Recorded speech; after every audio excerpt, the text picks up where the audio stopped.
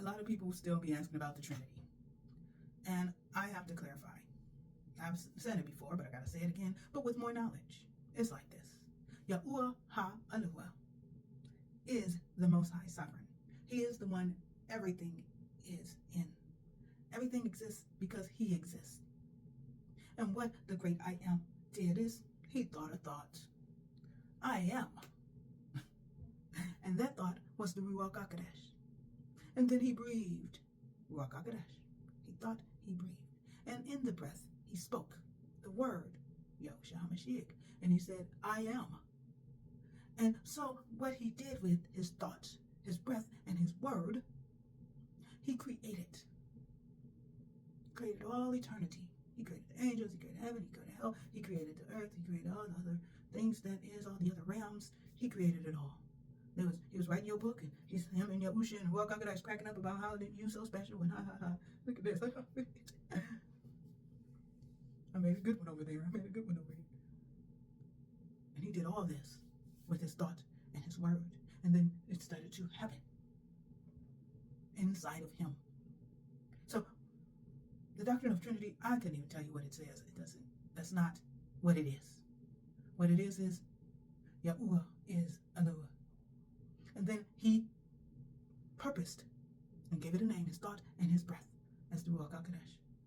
And his word had a name, Yahusha Ha'Mashyakh, and his word became flesh.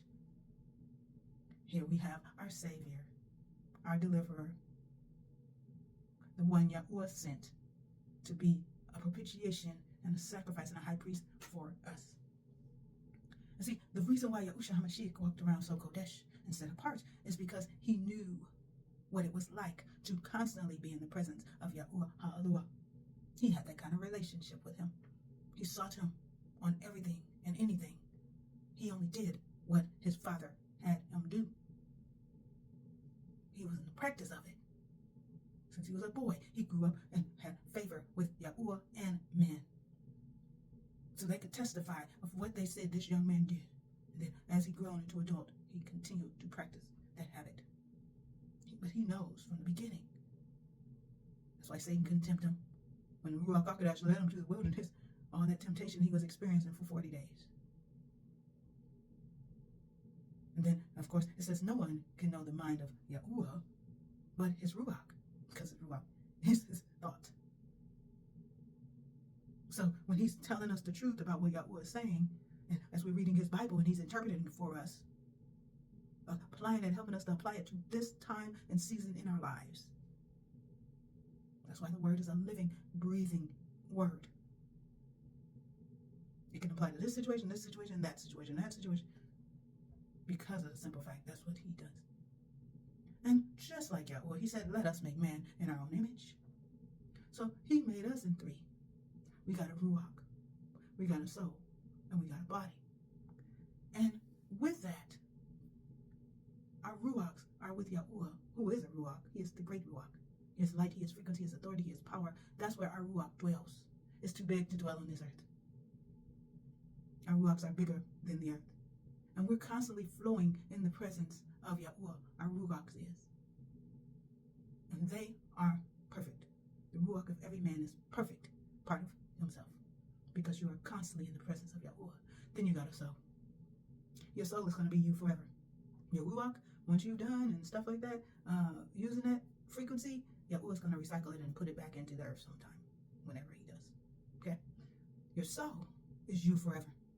It's got your memories, it's got your precepts, your mind, your will, your emotions, your humanness, as well as who it is you are. And so what your soul's job is like a filter to get to your body. From the Ruakh, soul to the body. And what should be going on is your Ruakh is perfect and your soul collaborates with your Ruakh. And then your body follows suit. But we like this, some of us.